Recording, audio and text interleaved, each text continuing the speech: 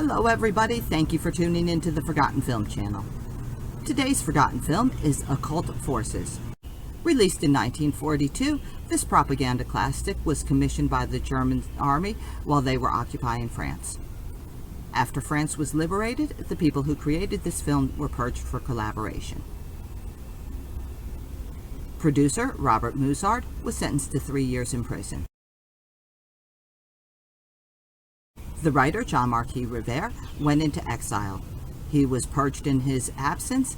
He was sentenced to death. That was later changed to degradation, which was basically a loss of all of his civil rights. The writer, John Mamet, also known as Paul Riche, was a journalist for many German publications. He was condemned to death. He was executed at the fortress of Montrouge on March the 29th, 1949. The basic plotline of this movie is a man joins the Freemasons in an effort to further his career. He discovers that the Freemasons and its members are conspiring to push France into the war against Germany. So I hope that you enjoy it. Its runtime is 53 minutes. And thank you for tuning into the Forgotten Film channel. Have a great today and an even better tomorrow.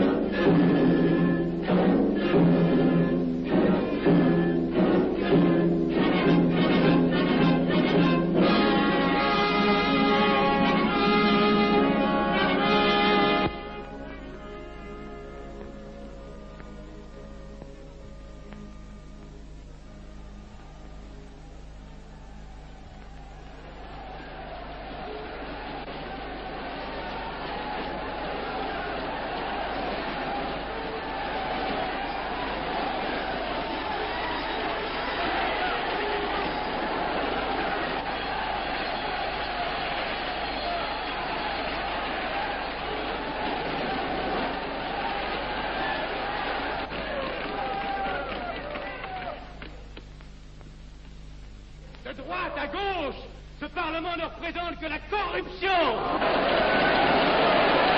Vous, capitalistes, vous n'avez cessé de pousser la classe ouvrière à la misère. Et vous, communistes, vous avez cessé d'exploiter cette misère voulue par les capitalistes.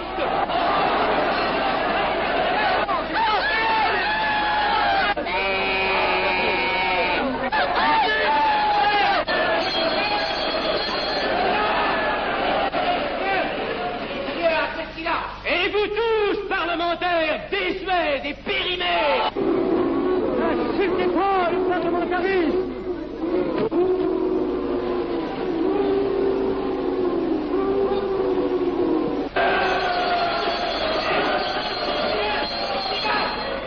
Messieurs, je vais lever la séance.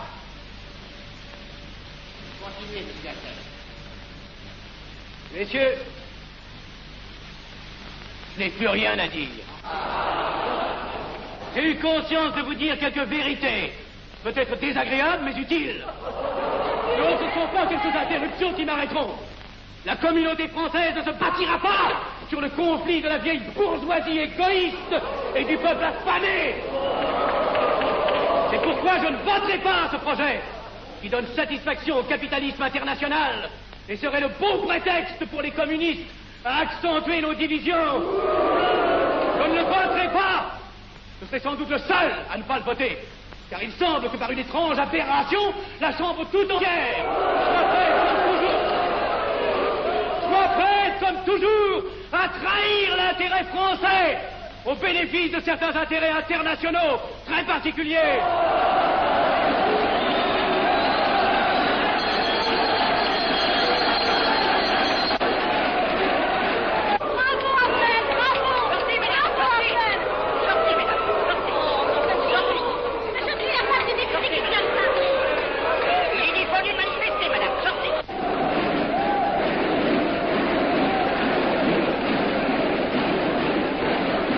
Il a du courage, ce petit Afnel.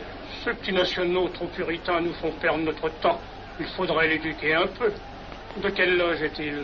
Il n'est pas de chez nous, mon frère Dubois. Tout s'explique. Voilà un garçon intelligent qui a besoin d'une méthode et de conseils. Présentez-le donc.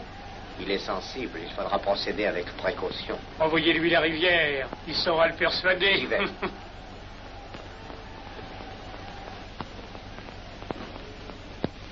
Mon cher vénérable, nous avons un service à vous demander. Enfin, dis donc, je vous suis tout dévoué. Le jeune Afnel qui vient de parler assez brillamment devrait subir les épreuves de l'initiation. La maçonnerie lui apporterait beaucoup et le disciplinerait. Ne croyez-vous pas? J'y pensais déjà. Nous allons nous en occuper activement. Alors, je suis brisé. Comment avez-vous trouvé mon discours? Excellent. Vous leur avez dit de fort bonne vérité. Ouais, ça n'a pourtant servi à rien, ils ont voté le projet. Ça ne sert jamais à rien de dire la vérité. Les gens n'aiment pas la vérité. Ils préfèrent de beaucoup les mensonges. Vous êtes cynique. Non. J'ai une certaine expérience politique, déjà ancienne. À propos, voulez-vous venir un peu avec moi? J'ai quelque chose à vous dire. Volontiers.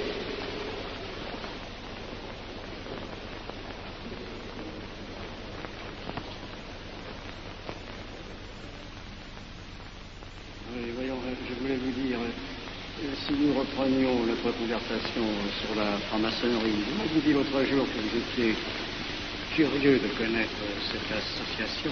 Ah oui, on en dit tantôt du bien, tantôt du mal. Je vous avoue que je n'aime pas beaucoup les sociétés secrètes. Ah, enfin. La franc-maçonnerie n'est pas une société secrète. C'est une société discrète. Pourquoi éprouves-tu tant de répugnance à me voir entrer dans la franc-maçonnerie? Cette association me semble suspecte. Il ne doit y avoir que des arrivistes là-dedans. Non, voyons, nous sommes peut-être aussi des braves gens animés d'un idéal sincère. Le texte qu'ils m'ont donné est rempli de bonnes idées. Tu me diras que ça n'est qu'un programme affiché à l'entrée. Mais il me paraît loyal. Tu es un honnête homme, mon chéri. Mais tu as un grand défaut. Ah, et lequel? Tu ne vois jamais le mal. Tu imagines que les autres sont bons comme toi-même. C'est pourquoi tu as toujours des déceptions. N'importe, je suis décidé à tenter cette expérience. Alors fais-la. Je souhaite me tromper. Quand dois-tu te présenter chez ces gens? Mercredi. Déjà.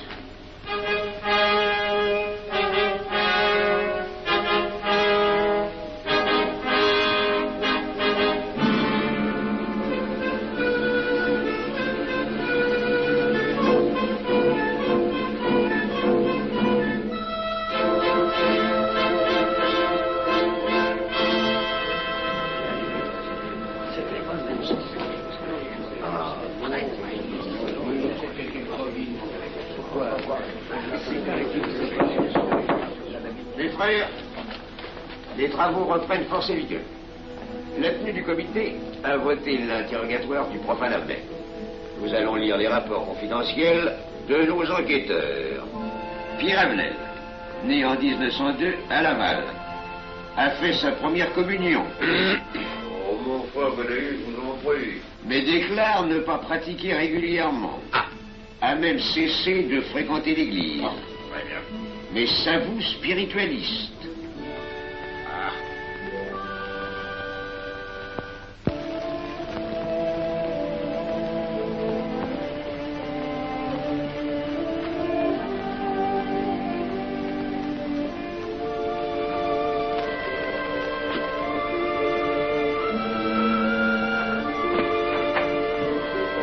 monsieur, voulez-vous aussi? Permettez-moi de vous barrer les genoux. Mes frères, le profane Avenel, qui nous est recommandé par notre frère Gainsbourg, vice-président de la Chambre, est député. Cela ne nous impressionne pas. Nous devons surtout examiner ce qu'il pourra apporter à la franc-maçonnerie. Il nous faut des gens qui servent notre ordre et contribuent à sa puissance. Pour l'instant, il paraît afficher des idées nationales un peu trop absolues. Mais enfin, je voudrais vous prévenir d'une chose. Comme il est de notre intérêt de tenir en main un grand nombre de parlementaires, il vaudrait peut-être mieux ne pas lui poser des questions qui pourraient le choquer. On nous le signale comme assez sensible sur les questions spirituelles ou religieuses. Quand il aura travaillé quelque temps parmi nous, il aura évolué.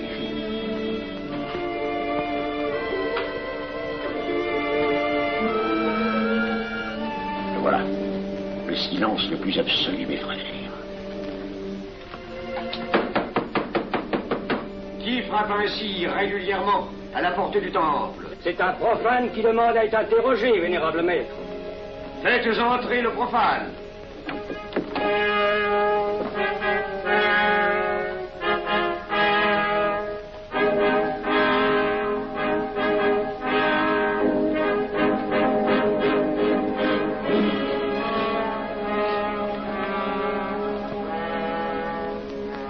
Monsieur, vous avez déclaré vouloir faire partie de la franc-maçonnerie. Mais nous désirons savoir qui vous êtes. Nous allons donc vous interroger sur vos sentiments, vos croyances, vos idées politiques. Répondez-nous sans vous troubler, mais en nous disant la plus stricte vérité. Consentez-vous à cet interrogatoire? J'y consens. Monsieur, croyez-vous en Dieu? Et pourquoi? Il semblait être déçu par ce premier contact avec la maçonnerie. Mais l'interrogatoire est assez pénible. J'ai dû paraître ridicule. Vous vous trompez. D'autres qui sont passés avant vous ont moins bien répondu. Vous avez été reçu avec une majorité convenable, 16 voix contre 10. Comment, j'ai eu 10 voix contre moi? Non, non. 2 seulement. 2. Mais les voix d'opposition comptent pour 5. Ah, un opposant de plus, et vous étiez plaqué. La maçonnerie est difficile sur le choix de ses candidats. Pas assez, mon cher, pas assez. Je dois même vous avertir que lorsque vous serez en loge, vous serez déçu. Le milieu maçonnique est épouvantablement médiocre. Vous verrez que vous nous apporterez plus que vous ne recevrez. Mais ces rites dont vous m'avez parlé, ces initiations mystérieuses... De bêtises. Il y en a qui y attachent un certain sens symbolique. La plupart des maçons ritent eux-mêmes de ces vieilles pratiques désuètes. Seulement, le jour de votre initiation, tenez-vous bien, les épreuves de la cérémonie ne sont pas commodes.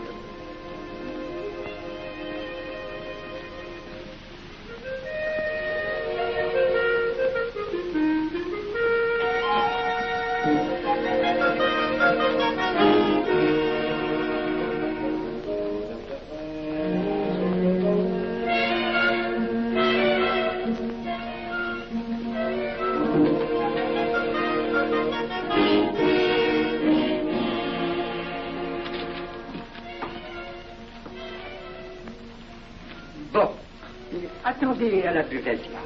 On viendra vous chercher. Mais c'est entendu, mon cher, je m'occupe de ton affaire. Tu peux compter sur moi. Mais c'est entendu, excuse-moi, la tenue va commencer, je suis un peu en retard. Viens, viens.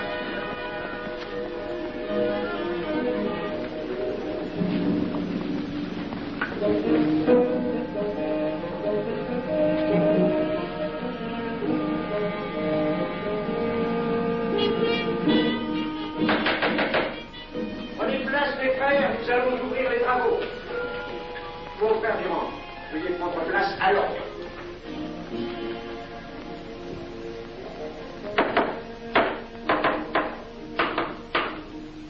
Frère premier surveillant, êtes-vous franc-maçon?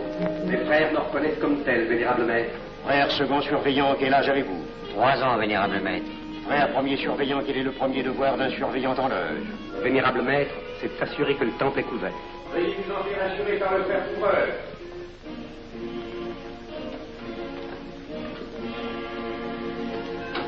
temple est couvert, vénérable maître. Frère second surveillant, quel est le second devoir des surveillants en loge? Vénérable maître, c'est de s'assurer que tous les frères présents sont membres réguliers de la loge ou visiteurs connus. Debout, et alors, mes frères. Frère premier second surveillant, assurez-vous que tous les frères rangés devant vos colonnes sont membres réguliers de la loge ou visiteurs connus.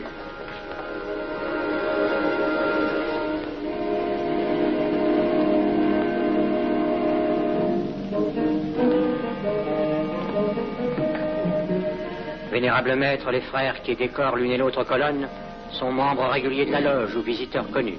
Il en est de même à l'Orient. Frère premier surveillant, à quelle heure les francs-maçons opèrent-ils leurs travaux? À midi, vénérable maître. Quelle heure est-il, frère second surveillant? Il est midi, vénérable maître. Puisqu'il est l'heure du travail, frère premier second surveillant, invitez les frères de vos colonnes à se joindre à vous et à moi pour ouvrir les travaux de la respectable loge des enfants de l'univers Orient de Paris, au grade d'apprenti, en la forme accoutumée. À moi, mes frères, par le signe, la triple batterie et l'acclamation.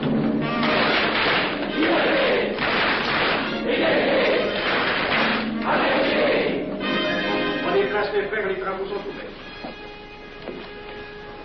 Mes frères, l'ordre du jour appelle l'initiation du profane Avenel. L'atelier a voté dans une précédente tenue la mission du dit profane. Nous allons donc ce soir le recevoir solennellement. Mon frère couvreur, veuillez aller chercher le profane Avenel qui a écrit son testament philosophique dans le cabinet de réflexion.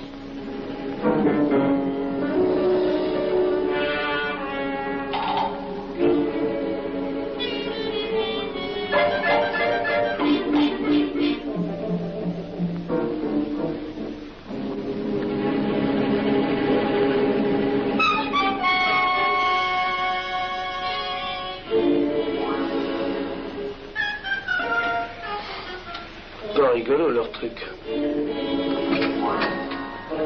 Monsieur, veuillez me suivre.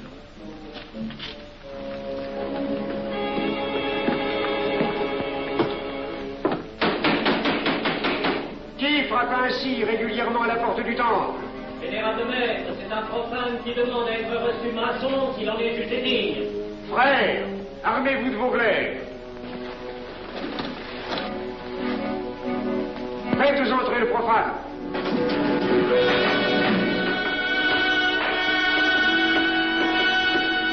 Laissez-vous, monsieur.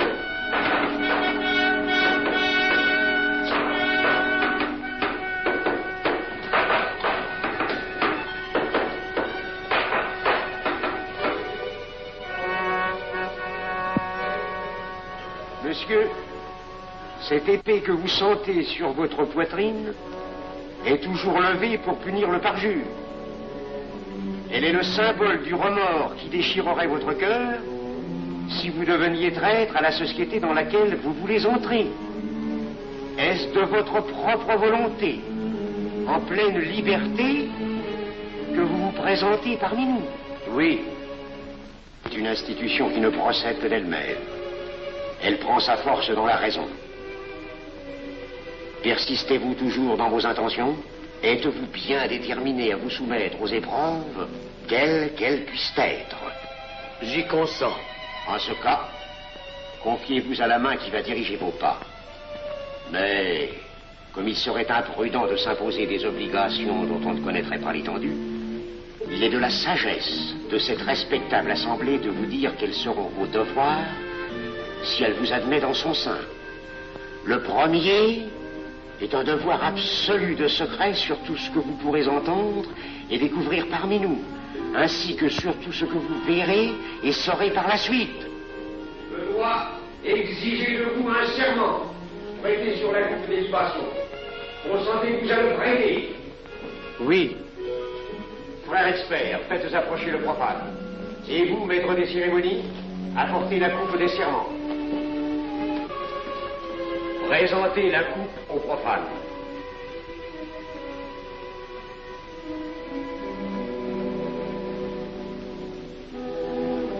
Prononcez avec moi le serment. Je m'engage sur l'honneur, au silence le plus absolu, sur tous les genres d'épreuves qu'on pourra me faire subir. Je m'y engage. Vous devez connaître toute l'importance d'un serment. Si jamais vous manquiez à une parole aussi solennellement donnée, buvez. Buvez! Buvez! Que ce breuvage amer soit pour vous le symbole de l'amertume et du remords que laisserait dans votre cœur le parjure qui aurait souillé vos lèvres. Frère expert, emparez-vous du profane et faites-lui faire son premier voyage.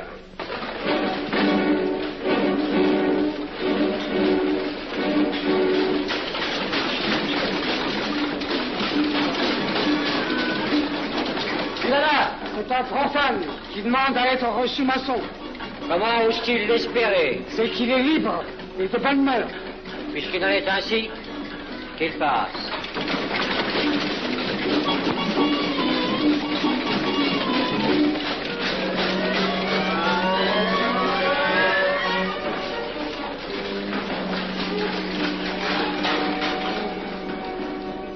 Monsieur, le voyage symbolique que vous venez de faire est l'emblème de la vie humaine. Le bruit que vous avez entendu figure les passions qui l'agitent. Les obstacles que vous avez rencontrés peignent les difficultés que l'homme éprouve et qu'il ne peut vaincre ou surmonter que grâce à l'aide qu'il trouve dans ses semblables. Frère expert, faites faire le deuxième voyage.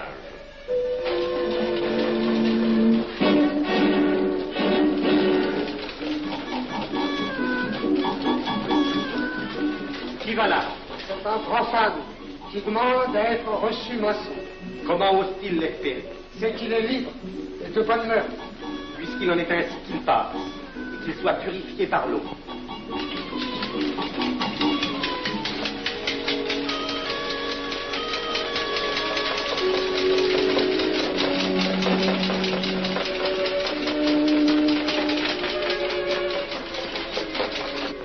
Monsieur, nous avons procédé à l'épreuve de l'eau qui représente l'épuration de votre esprit naissant à la vie maçonnique. Votre cœur doit être limpide comme l'eau pure. Frère expert, faites faire le troisième voyage.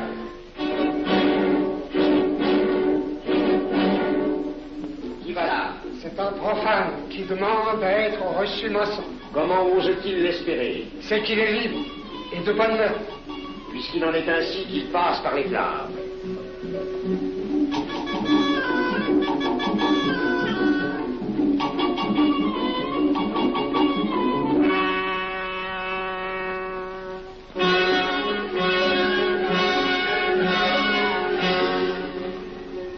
Monsieur, les flammes dont vous avez été environné ont achevé vos épreuves. L'ordre maçonnique dans lequel vous demandez à être admis pourra peut-être un jour exiger que vous versiez jusqu'à la dernière goutte de votre sang pour sa défense et celle de vos frères. Je vais maintenant vous faire prêter serment à la franc-maçonnerie. Frère expert, amenez le profane à l'hôtel. Mes frères, debout, à l'ordre et glaive aux mains.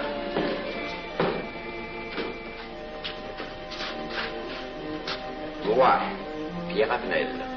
Moi, Pierre Avenel. De ma propre et libre volonté. De ma propre et libre volonté. En présence de cette respectable assemblée de maçons. En présence de cette respectable assemblée de maçons. Je jure et promets solennellement. Je jure et promets solennellement. De ne jamais révéler aucun des mystères de la franc-maçonnerie qui vont m'être confiés.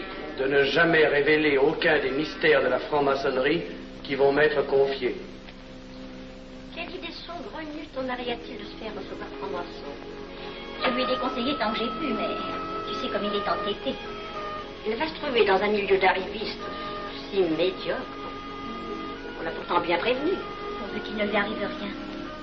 Il y a tant d'histoires qui courent sur le compte de ces sociétés secrètes. Ne t'inquiète pas, Pierre. Il saura se tirer d'un mauvais pas. Prudent. Pas d'assez. Monsieur, le serment que vous venez de prêter ne vous donne-t-il aucune inquiétude? Consentez-vous à le renouveler lorsque vous aurez reçu la lumière? Je le renouvellerai. Mes frères, nous allons donner la lumière aux profanes. Frère Couvreur, préparez-vous vous accomplir votre fils. Que la lumière lui soit donnée à mon 3e coup de maguet.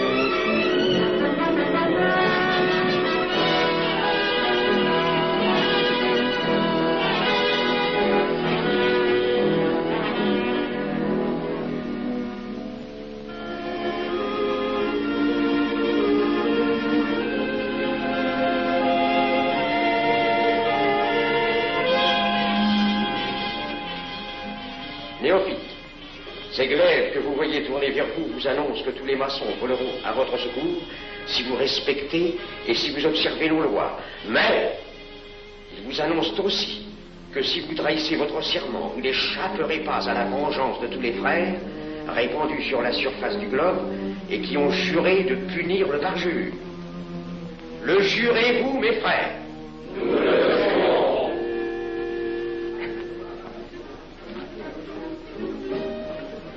Mes frères, à la santé de notre nouveau frère. À votre santé.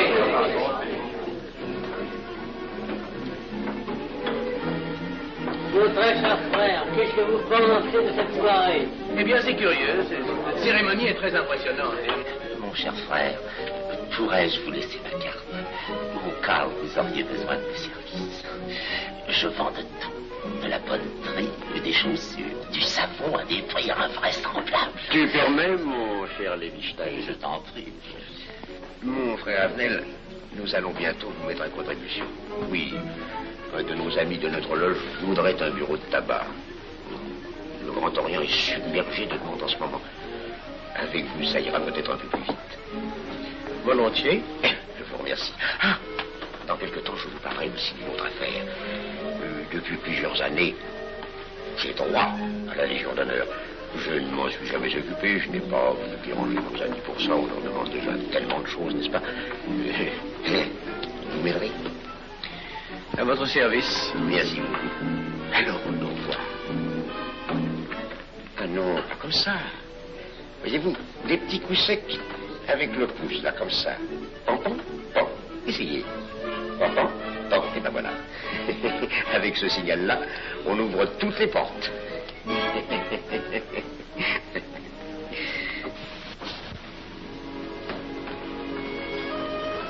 Alors, content? Bon. Tu as l'air contrarié. Oh non. Déjà déçu? Pas encore. Tu me raconteras la séance. Ah, j'ai juré de ne rien dire. Même à moi? Écoute, c'était pas ridicule. C'était étrange.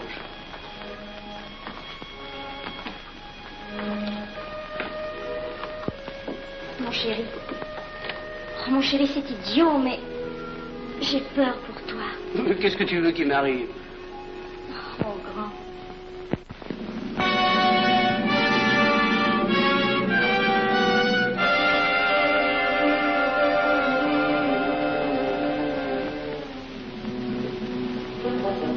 Mon très cher frère Avenel, vous êtes député.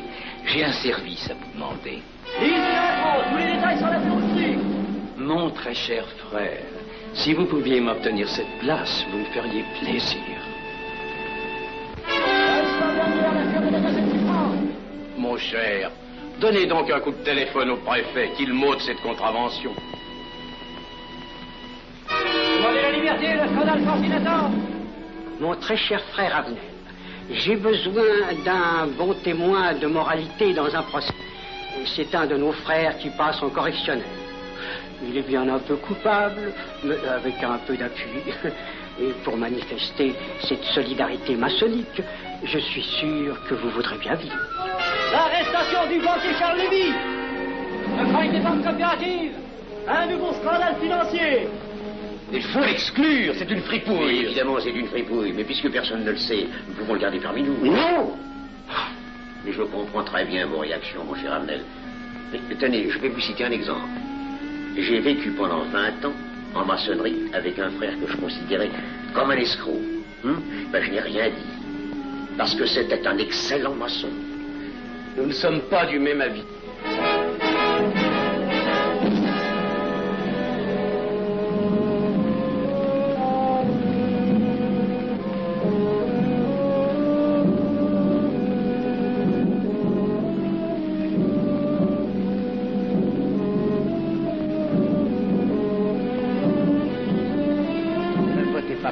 Pourquoi? C'est un adversaire de la maçonnerie. Mais son projet est excellent. Qu'importe, il nous dessert.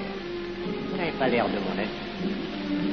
Non. Non, je ne ferai pas ce que vous voulez. Je vous demande de vous conformer à la discipline républicaine. La discipline républicaine et maçonnique. Je sais ce que c'est, allez, c'est une canaillerie.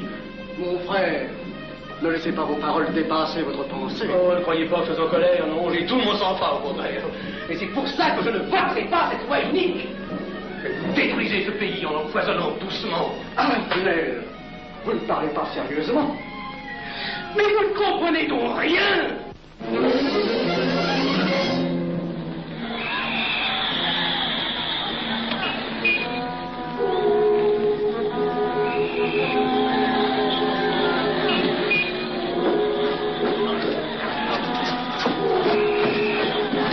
Que se passe-t-il? Regardez. Mais calmez-vous, mon vieux. Ce n'est rien. Rien.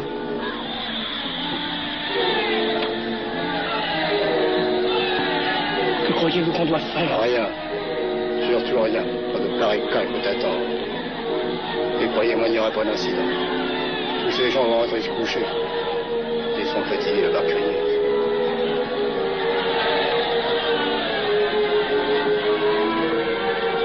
Qu'en pensez-vous, Amnel?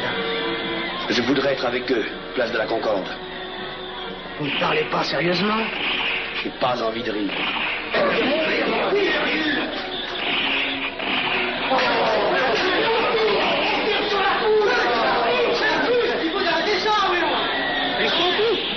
Faut arrêter ça.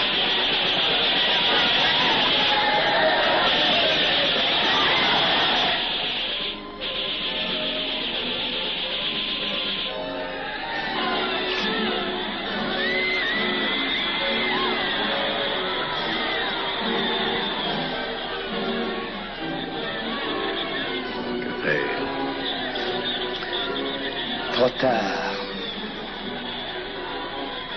On tire encore. Feu.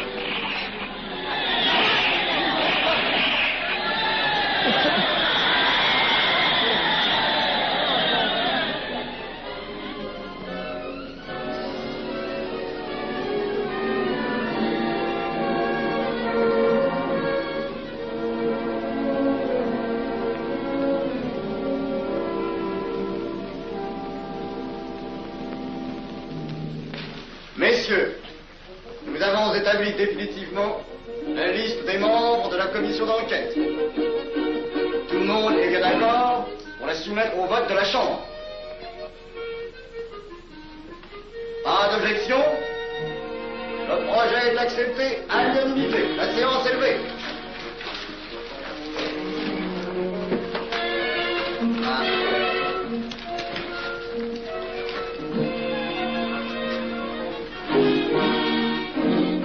Que ça va marcher?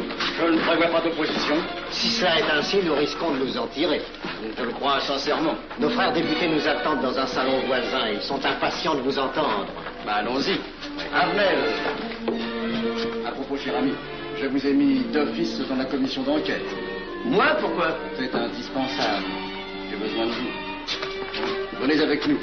Vos amis nous attendent.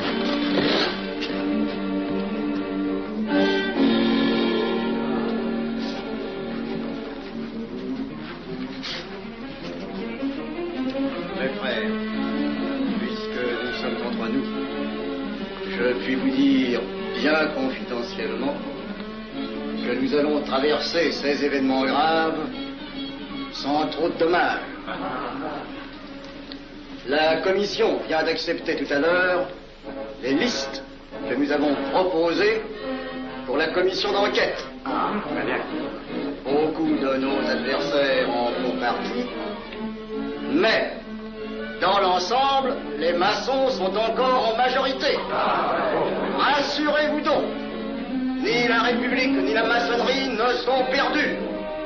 Elles ont traversé une crise grave. Elles sortiront renforcées de cette épreuve. Merci.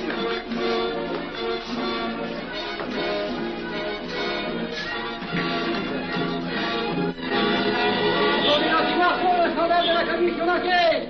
Demandez l'anti-Marfon, le scandale de la commission d'enquête. Vous me demanderez successivement le Quai d'Orsay, la Banque de France, l'état-major, le secrétaire général du Parti radical socialiste, le temps et les usines d'aviation Guerlain. Bien, monsieur.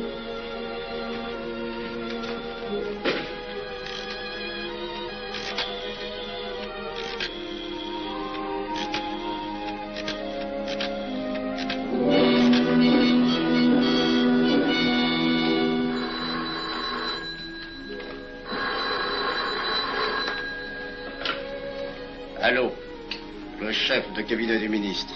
Allô? Mais oui, passez-le moi. Lui-même, à vos ordres, votre très cher ami. Je ne peux rien vous dire par téléphone. Il pleut. Vous me comprenez? À merveille. Alertez tous nos amis à l'étranger. Qu'en aucun cas, on ne parle de nous. Silence. Compris. Allô, ici Général Maisonnat. À vos ordres, mon cher Larivière. Je compte sur vous, mon cher général, pour que l'armée ne varie pas politiquement. Elle doit rester divisée, avant tout. Ne craignez rien, j'ai déjà procédé à des changements importants. Tous les officiers suspects d'être contre nous ont été éloignés de Paris et séparés les uns des autres. Mes frères, il est indispensable de franchir cette mauvaise passe. Il ne faut pas trop de mouvement de bourse. N'est-ce pas, mon frère sous-gouverneur? Nous maintiendrons la monnaie. La presse de droite doit essayer d'attaquer la presse de gauche. Pendant quelque temps. Pour donner le change. C'est entendu.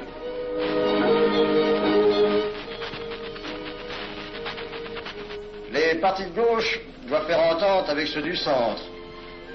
Et ceux de l'extrême gauche. De la sorte, nous contrôlons le peuple. Bloc populaire. Mieux.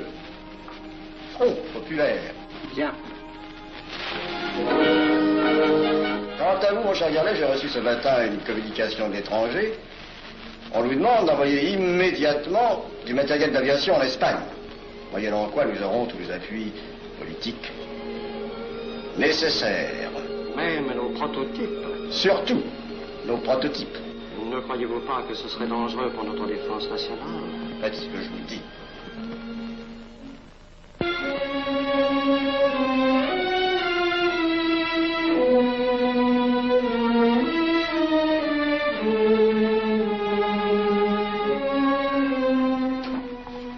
Monsieur Avenel, faites entrer. Ah, bonjour, cher ami. Comment on va? Bien, merci. Ah, je vous ai fait appeler. Que se passe-t-il? On ne vous voit plus. Vous le boudez? Oh non. Cigarette. Non, merci. Dites-moi, pourquoi avez-vous refusé de faire partie de la commission d'enquête? Oh, j'ai beaucoup de travail en ce moment et je fais déjà partie d'autres commissions. Avenel, répondez-moi franchement. Ce n'est pas parce que nous avons eu l'autre jour une petite discussion bien fraternelle? Eh bien, justement, si. Je voudrais vous parler de la franc-maçonnerie. Ah, mais bien, voyons, mais bien entendu. Asseyez-vous. Alors, Ah, je vous écoute. Eh bien, voilà, vous avez été mon présentateur, je vous dois une explication. Je suis décidé à déposer ma démission. Vous avez l'air d'avoir été déçu par la maçonnerie. Au pire, choqué. Pourquoi? Mais confessez-vous, mon vieux. Vous ne serez pas le premier maçon qui m'aura ouvert son cœur. Qu'est-ce qu'on vous a fait? Mais à moi, personnellement, rien. Mais je trouve ce milieu maçonnique... pourri d'arrivistes écœurants. Je vous l'accorde. Ah, je ne vous le fais pas dire. Oh, croyez-vous que je sois dupe? Alors, je ne comprends pas. Tant de vertu affichées sur le programme à la porte. Tant de mystère à l'intérieur pour ne cacher que ces petites combines, ces appétits de comitard. Je m'attendais à trouver des hommes dévoués, sinon supérieurs. Au lieu de ça, je n'ai rencontré que des quémandeurs de bureaux de tabac ou de décoration, ou alors des fripouilles qui cherchaient à m'utiliser pour échapper à des condamnations. En dehors d'eux, des phraseurs, des sectaires, ignorant tout, ne connaissant rien de l'histoire de leur pays, rien de l'histoire du monde, rien de la politique, rien de la philosophie, rien. Ah, des cerveaux vides, mais des dents longues, et des langues folles. Et c'est cela qui gouverne la France. Quel grade avez-vous maintenant? J'ai été initié à la maîtrise il y a peu de temps. Eh bien, si vous avez le courage de vivre encore quelques années dans la médiocrité des ateliers bleus, vous passerez ensuite aux ateliers supérieurs. C'est mieux? C'est autre chose. Voyons, vous êtes 33e, n'est-ce pas? C'est le grade le plus haut dans la maçonnerie. Mon petit Avenel, je vais vous révéler, quoique je ne le doive pas, ces fameux secrets maçonniques dont on fait tant de mystère. En maçonnerie, on cache tout aux petites gens. En bas, vous ne savez rien. En haut, vous commencez à voir un peu plus clair dans le jeu mondial. Moi-même, je ne suis pas totalement éclairé sur les intentions des dirigeants de notre ordre. Et quand je dis dirigeants, je me trompe. Il n'y a pas de chef chez nous. Il n'y a que des exécutants. Je suis un pion sur un échiquier, j'accomplis une fonction. Je reçois des messages. J'obéis. Je transmets. J'agis. Mais qui dirige? Personne. C'est beaucoup plus compliqué et simple en même temps qu'on ne pense. Qu'est-ce que la maçonnerie? Des groupes d'hommes qui se sont réunis aux quatre coins de l'univers pour enserrer le monde dans un réseau aux mailles infranchissables. Nous sommes 50 000 en France, 500 000 en Angleterre, 3 millions en Amérique, c'est peu. Mais c'est énorme, parce que nous formons un bloc uni d'une seule volonté.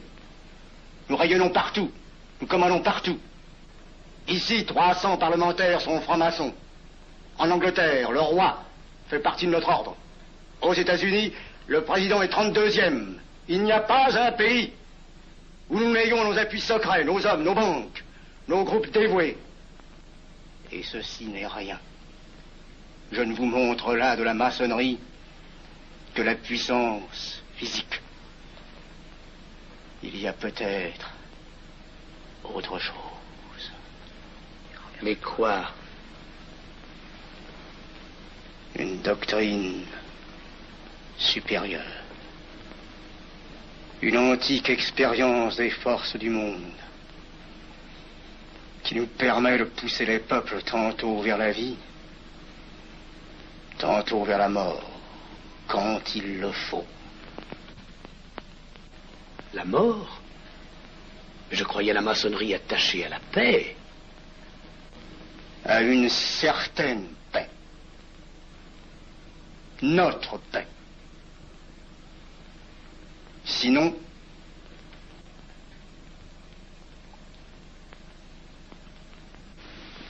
alors, cette démission? Je vais réfléchir.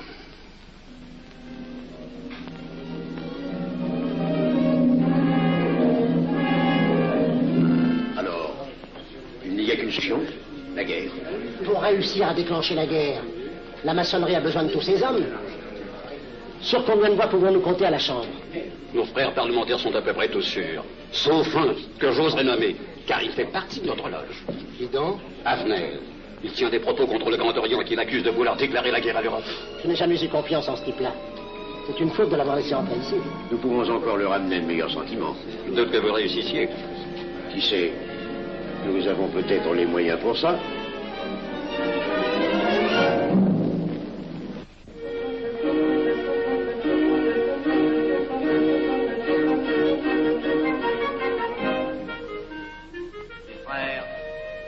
L'aviation allemande n'a pas d'appareil. Plus de 2000 accidents d'avion l'année dernière en Allemagne. La ligne Siegfried est à peine construite. Les tanks allemands marchent difficilement. Un détail entre autres qui m'a été rapporté par un de nos frères. Quand leurs tanks sont entrés à Vienne, on s'est aperçu que certains d'entre eux étaient en carton et montés sur des hautes bicyclettes. Voyez-moi, mes frères, il nous serait facile d'abattre le national-socialisme dont les exigences sans cesse accrues deviennent intolérables. Et libérer ainsi nos frères réduisent à l'esclavage. Jamais nous n'avons été plus près. En 15 jours, nous réglerions le sort de l'Allemagne. Notre loi régirait l'Europe définitivement. Notre victoire est sûre. C'est faux. C'est faux. Silence. Ce que dit cet homme est faux. Mon frère, je vous rappelle alors, vous n'avez pas la parole. Je le sais. Je suis député et membre de la commission de la défense nationale. Je ne peux pas laisser se prolonger un discours aussi manifestement erroné. Les appréciations de monsieur, de notre frère, Liechtenstein. Oui, si vous voulez. Sur l'état de l'armée que possède l'Allemagne sont des mensonges. Et ajoutez foi à la stupidité. Mais pourquoi vouloir une guerre entre l'Allemagne et la France? Mon frère, vous n'avez pas la parole. Peu m'importe. Mais je tiens à dire qu'aucun motif réel de conflit ne peut être invoqué. Vous le direz tout à l'heure, après l'exposé de notre frère. Non, je le dirai immédiatement, avant d'entendre des stupidités bellicistes. Mais vous tous, maçons, vous poussez à la guerre.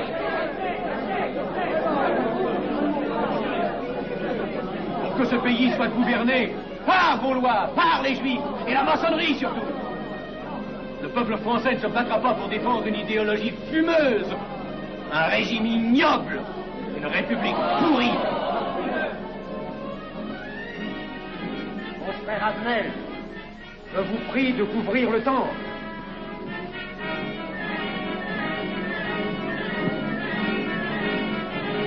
Vous êtes tous des menteurs et des faussaires. Tout chez vous n'est qu'une sinistre comédie.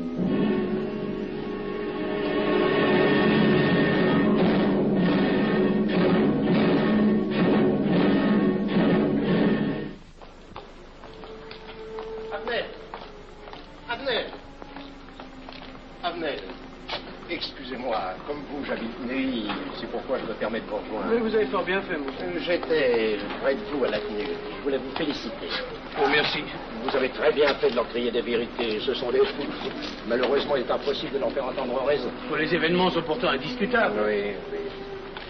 Dites-moi, j'ai des documents confidentiels sur l'action actuelle de la maçonnerie qui peut-être vous intéresseraient. Des documents? Oui, oui, des documents. Vous êtes député, il serait utile et urgent que je vous les communique. Mais je crois bien, où sont-ils? Chez moi, pas très loin d'ici. Si vous avez quelques minutes. Oui, volontiers, allons. Alors, qu'est-ce qu'on décide? Pétard ou couteau? Le couteau, ça fait moins de bruit. Attention, les voilà.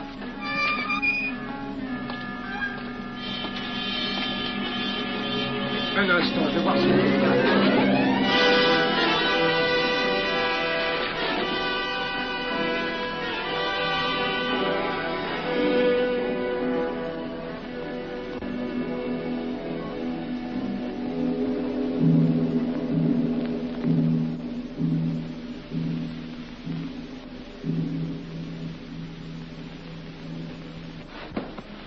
Ne t'inquiète pas, mon chéri. Tu guériras vite. Le docteur a dit maintenant que tu étais sauvé, à condition d'être sage.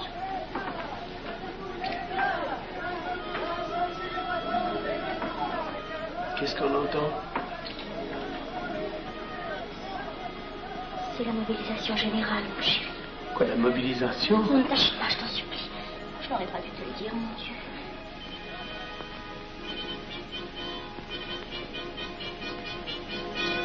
T'en fais pas, mon chéri.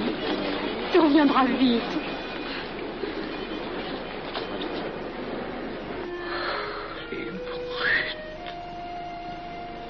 Ils sont arrivés. Ils ont réussi à déclencher leur guerre. Oh, ne bouge pas. Tes plaies sont à peine fermées. Si j'étais pas tombé sous les coups de ces criminels, j'aurais peut-être pu arrêter ça. Mais non, tu n'aurais rien pu empêcher, mon chéri. Ces hommes sont plus forts que toi. Ils ne t'auraient pas manqué.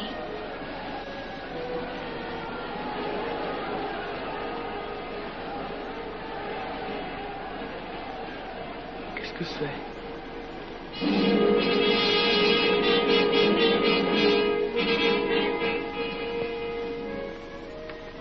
Les malheureux.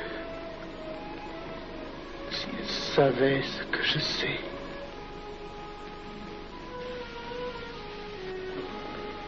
Mes frères, nous pouvons affirmer en toute sérénité que la franc-maçonnerie universelle a présentement atteint son but. Cette guerre qui est la nôtre est déclarée. Elle doit aboutir au triomphe de notre ordre. Il importe que le monde soit définitivement gouverné selon nos méthodes et par nos idées. Debout et alors. Frère premier surveillant, à quelle heure ferme-t-on les travaux?